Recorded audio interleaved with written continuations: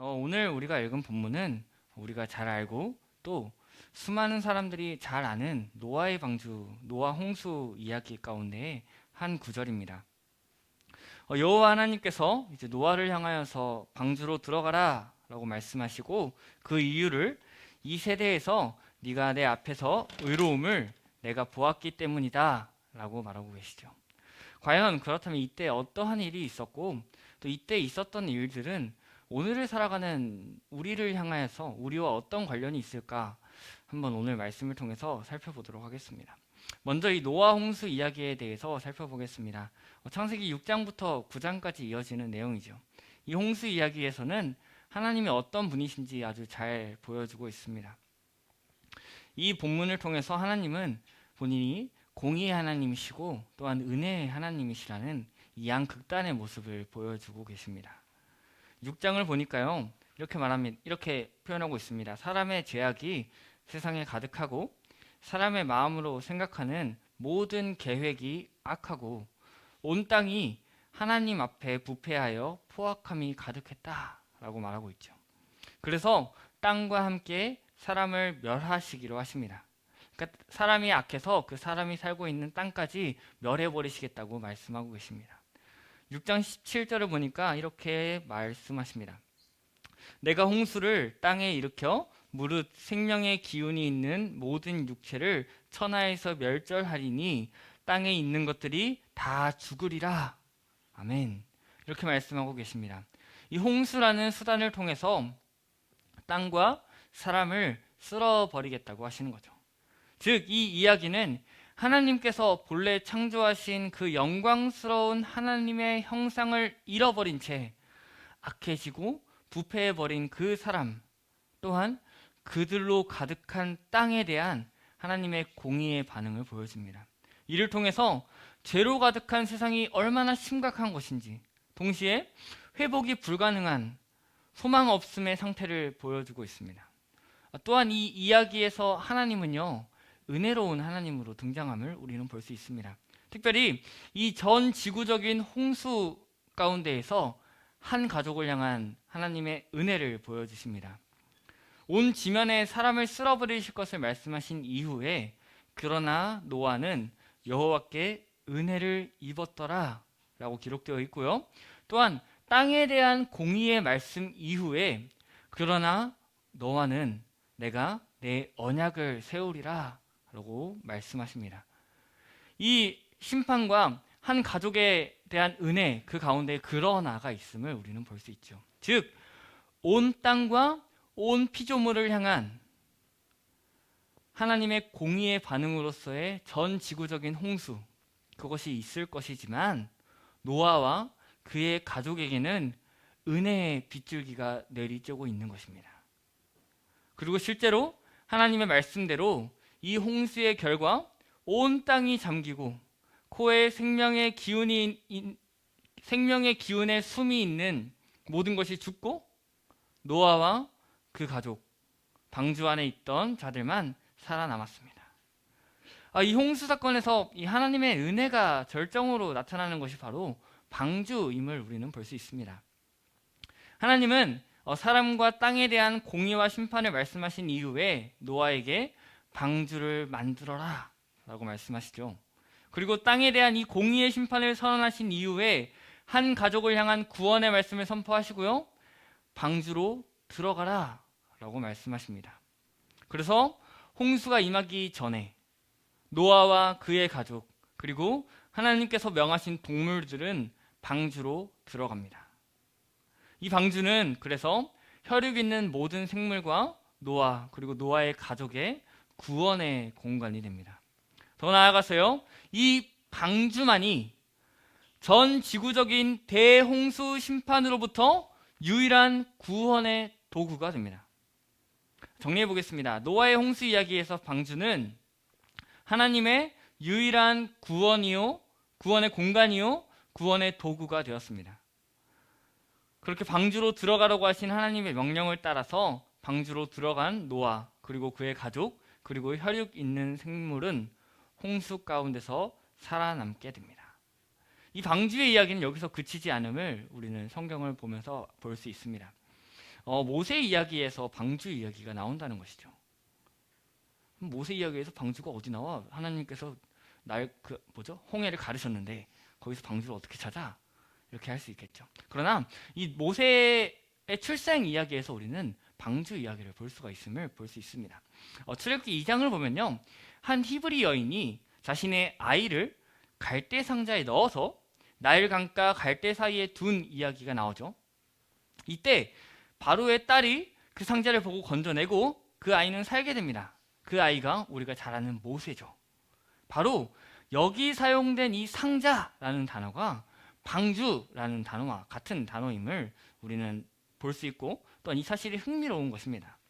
아까 창세기의 이 노아 홍수 이야기를 우리가 봤듯이 넘치는 물 가운데에서 방주 안에 있던 사람과 동물들은 살았습니다. 이처럼 이 죽음을 피할 수 없고 모든 남자 아이가 나일강에 던져질 때, 그래서 죽을 때에 이 강물에 갈대 상자 하나가 띄어져 있고 그 상자 안에 있던 남자 아기 모세는 건짐을 받았습니다. 더 놀라운 사실은 이렇게 갈대 상자를 통해서 구원을 받은 모세가 받은 이 구원이 결코 개인의 구원으로 끝나지 않았다는 사실입니다. 거대한 구원의 역사 속에서 하나님께서 아브라함에게 약속하신 그 하나님의 약속이 신실하게 지켜져 가는 과정으로서의 역사가 모세를 통해 계속 이어지고 있는 것입니다. 그래서 하나님께서는 모세를 통해서 본격적으로 이스라엘 백성을 애굽으로부터 건져내실 것입니다. 이렇게 방주 안에 노아를 살리시고 갈대 상자 안에 모세를 건지신 하나님께서 이 모세를 통해 이스라엘을 당신의 백성 삼으시고 하나님의 나라로 세워 가십니다. 그렇기 때문에 이 방주는 하나님의 이 일하심의 주요한 부분에 등장함을 우리는 볼 수 있습니다. 이처럼 수많은 물이 넘치는 이야기들과 홍수 이미지들은 구약 전체에 흐르고 있습니다. 우리 성경을 보다 보면 그러한 이야기들을 볼 수 있을 것입니다. 그러면서 이 홍수 이미지는요, 범람의 이미지는요, 하나님의 공의로운 심판으로 나타납니다. 그러나 하나님의 이 공의로운 심판으로서의 물 넘침이 나타나지만 그와 함께 이 심판을 피할 곳이 늘 제시되어 있음을 우리는 볼 수 있을 것입니다. 그 중에 한 구절만 보면요, 나홈서 1장 7절에서 8절은 이렇게 기록합니다. 여호와는 선하시며 환난 날의 산성이시라. 그는 자기에게 피하는 자들을 아시느니라. 그가 범람하는 물로 그곳을 진멸하시고 자기 대적들을 흑암으로 쫓아내시리라. 아멘. 하나님께서 계속해서 심판의 메시지를 선포하시다가 갑자기 하나님의 선하심을 선포하고 있는 거예요. 이는 하나님은 심판을 행하시는 분이심과 동시에 구원을 베푸시는 분이심을 보여주고 있죠. 그리고 이 심판의 상황 가운데서 원수는 그대로 멸망할 것입니다. 범람하는 물로 인하여서 그들은 멸망할 것입니다. 그러나 하나님께 피하는 자는 구원을 얻을 것이라고 말하고 있습니다. 노아의 홍수 사건에서 하나님의 명령을 따라 방주를 만들고 방주로 들어간 자들은 생명을 얻었습니다. 바로의 이 죽이라는 명령 앞에서 하나님의 돌보심을 믿고 갈대 상자에 아이를 넣은 어머니의 행동을 통해 한 민족이 건짐을 받았습니다. 하나님의 진노의 때에 하나님께 피하는 자들은 진노를 피하고 구원을 받습니다. 우리는 지금까지 이 구약 속에 나타난 방주 이야기를 살펴보았습니다. 방주는요, 홍수의 문제 앞에서 구원의 수단이 되었습니다. 다른 방법이 없었습니다. 숨길 수도 없고요, 피할 수도 없고요, 땅에 들어갈 수도 없습니다. 오직 그 방주만이 구원의 수단이 되었습니다. 그리고 그 방주로 들어가는 자들만이 심판의 날에 구원을 받게 됩니다.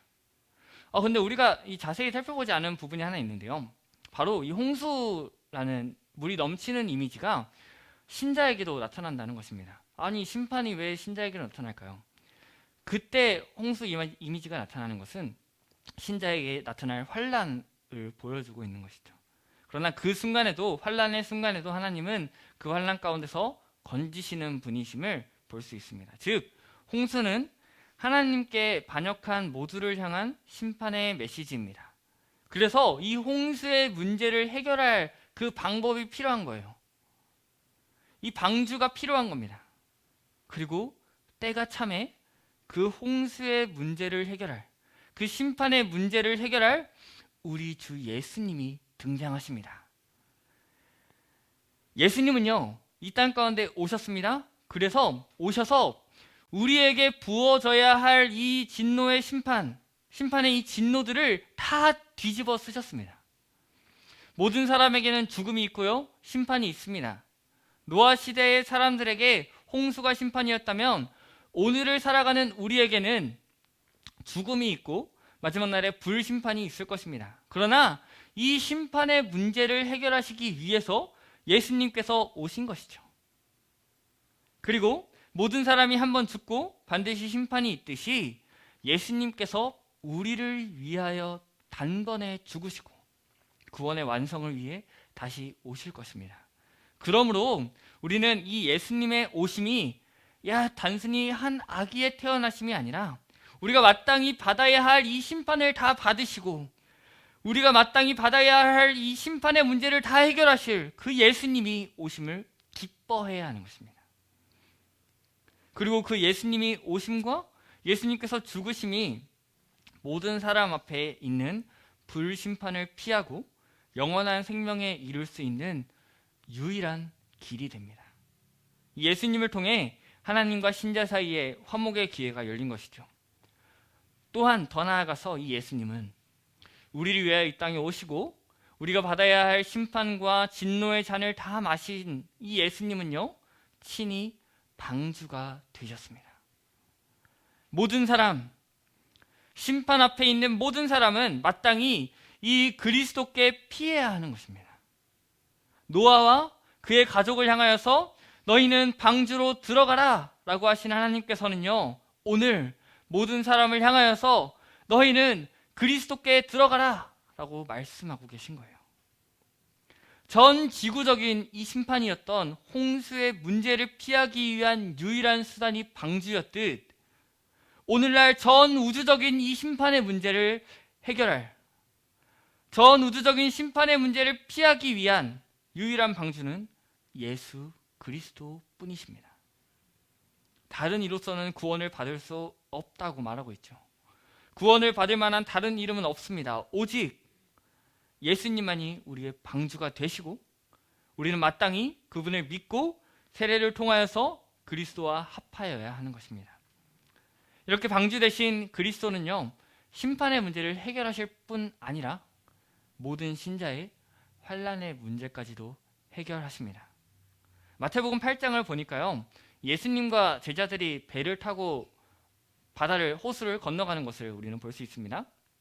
그 길에 예수님께서 피곤하셨는지 잠에 들으셨어요. 배에서 가는데 잠이 드신 거죠. 그때 호수에 광풍이 내리치고 이 물이 넘치는 거예요. 배 속으로 막 들어와서 가득하게 되었습니다. 그 이야기를 마태복음 8장 24절에서는 이렇게 기록합니다. 바다에, 여기선 바다라고 그러고 또 다른 본문에서는 호수라고 그러고 그럽니다. 바다에 큰 놀이 일어나 배가 물결에 덮이게 되었으되 예수께서는 주무시는지라. 아멘. 그때 바다에 큰 놀이 일어나서 배가 물결에 덮이게 되었을 때에 제자들은 두려움을 느꼈습니다. 그래서 예수님을 깨워서 위험을 알리고 예수님은 바람과 물결을 꾸짖으십니다.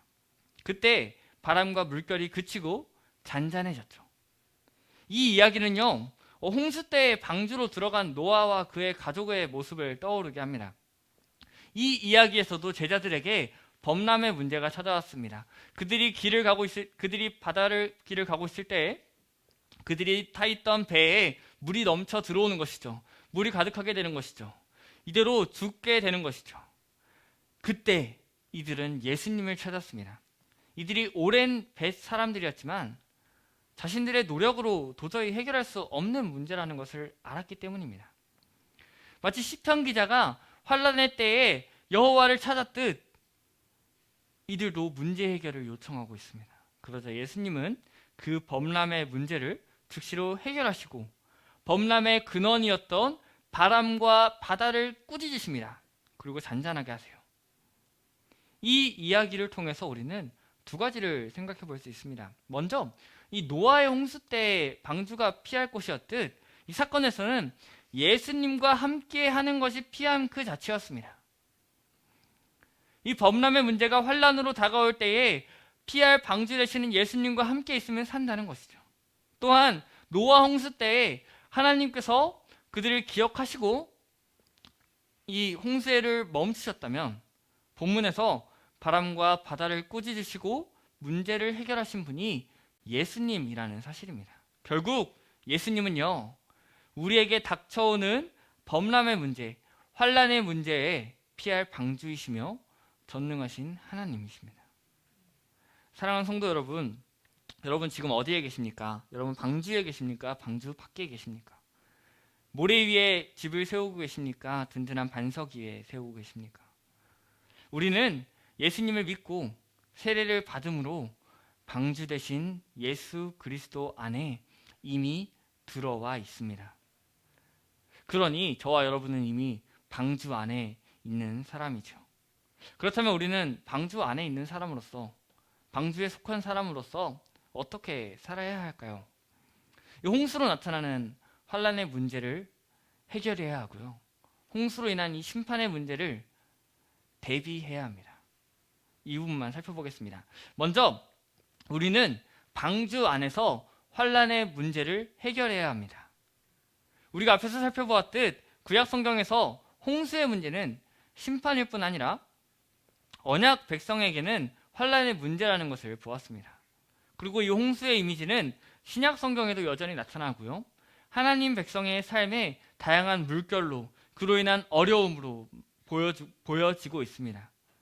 예수님의 재림을 기다리는 백성에게 이 홍수의 이미지, 범람의 이미지는 믿음의 일에서 흔들리거나 떠내려가지 말 것을 권면하는 데 사용되고 있습니다.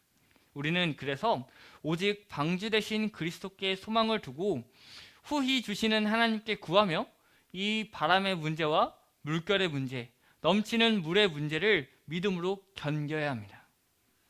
히브리서 2장 1절의 말씀처럼 우리가 흘러 떠내려가지 않도록 해야 합니다. 이를 위해서 우리는 영혼의 닷 같은 소망을 가지고 오직 그리스도께 뿌리를 받고 여러 가지 시험의 문제 앞에서 흔들리지 않게 해야 합니다. 그리스도께 뿌리를 박는 자들이 환란의 문제가 있고 바람의 문제가 있고 물결이 우리를 칠 때에도 버틸 수 있고 견딜 수 있습니다. 이것이 바로 방주 안에 들어온 성도의 첫 번째 모습입니다. 또한 우리는 이 방주 안에서 불심판을 대비해야 합니다. 노아 때에는요, 물이 심판의 도구로 사용되었습니다. 그리고 예수님께서 이 땅에 오신 이후에 홍수 사건은 종말의 심판과 구원을 보여줍니다. 즉 방주 안에 있는 우리는요, 최후에 있을 심판을 기다리는데 그때에는 불심판이 있을 것이라고 베드로 후서에도 말하고 있죠. 예수님은 예수님의 재림의 때가 노아의 때와 같을 것이라고 말합니다. 마태복음 24장을 보니까 이렇게 말합니다. 노아의 때와 같이 인자의 임함도 이러하리라. 홍수 전에 노아가 방주에 들어가던 날까지 사람들이 먹고 마시고 장가들고 시집가고 있으면서 홍수가 나서 그들을 다 멸하기까지 깨닫지 못하였으니 인자의 임함도 이와 같으리라. 아멘. 예수님의 재림, 즉 종말은요, 노아의 홍수 때 같이 임할 것이라고 말합니다. 놀랍게도 노아의 때나 지금이나 세상은 유사하게 진행되고 있음을 우리는 볼 수 있습니다. 먹고 마시고 장가들고 시집가는 일이 여전히 있습니다. 물론 저는 아직 장가들지 못했지만 말이죠. 장가를 들어야 하는데. 네, 다시. 그래서 먹고 마시고 장가들고 시집가는 일이 많죠. 이러한 상황 속에서 노아의 때에도 이러한 일들이 있고 그때의 홍수가 임했듯 오늘날에 종말이 있을 것이라는 거예요. 그러나 그날까지 깨닫지 못하는 자들은 깨닫지 못하는 거예요. 그래서 우리는 이 노아의 홍수의 때를 알았던 노아처럼 예수님의 재림의 때를 알기에, 때는 모르죠. 재림하실 것을 알기에 우리는 홍수를 대비해야 하는 것입니다. 마치 홍수를 알고 방주를 지었던 노아와 같이 그렇게 마지막 날을 준비해야 하는 것입니다. 그래서 우리는 이 땅에서 거룩한 행실과 경건함으로 그 날을 바라봐야 하고요. 그 날이 임할 때까지 세상을 향하여 방주로 들어오십시오 라고 외칠 수 있어야 합니다. 그 마지막 날의 일들을요, 요한계시록에선 이렇게 표현합니다. 21장 8절입니다. 그러나 두려워하는 자들과 믿지 아니하는 자들과 흉악한 자들과 살인자들과 음행하는 자들과 점술가들과 우상 숭배자들과 거짓말하는 모든 자들은 불과 유황으로 타는 못에 던져지리니 이것이 둘째 사망이라. 아멘. 그 마지막 날에 예수님께서 다시 오시는 그 날에 방주 안에 들어오지 못한 자들은 불과 유황으로 타는 못에 던져질 것이라고 말하고 있어요. 그러나 이 앞구절을 보니까요, 방주 안에 들어온 자들은 영원히 생명수 샘물을 누릴 것이고요, 사망도 애통도 곡함도 아픔도 없는 그곳에서 영원히 하나님 나라의 백성으로 살 것입니다. 그러므로 우리는 그 날을 기다리며 방주 안에 잘 머물러 있을 뿐 아니라 이 방주 안으로 우리의 사랑하는 자들을 초대할 수 있어야 하는 겁니다. 그것이 방주 안에 속하고 또 마지막 심판을 아는 자의 마땅한 행실입니다. 말씀을 정리합니다.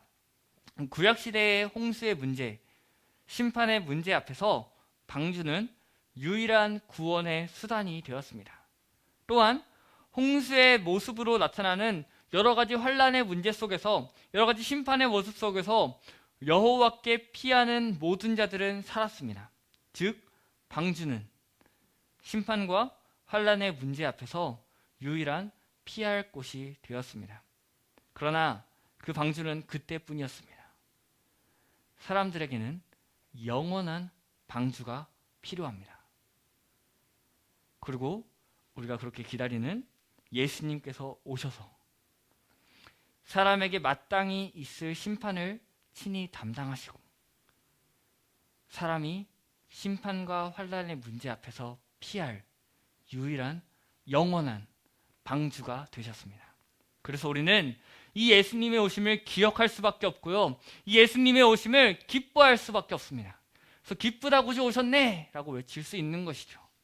그리고 우리는 이 예수님을 믿음으로 방주 안에 들어왔으니 그리스도 안에 들어온 이 교회는 이 땅에서 거룩한 행실과 경건함으로 살아야 하고요, 임박한 불심판의 문제 앞에서 아직 방주 안으로 들어오지 못한 자들을 방주 대신 그리스도에게로 초청해야 합니다.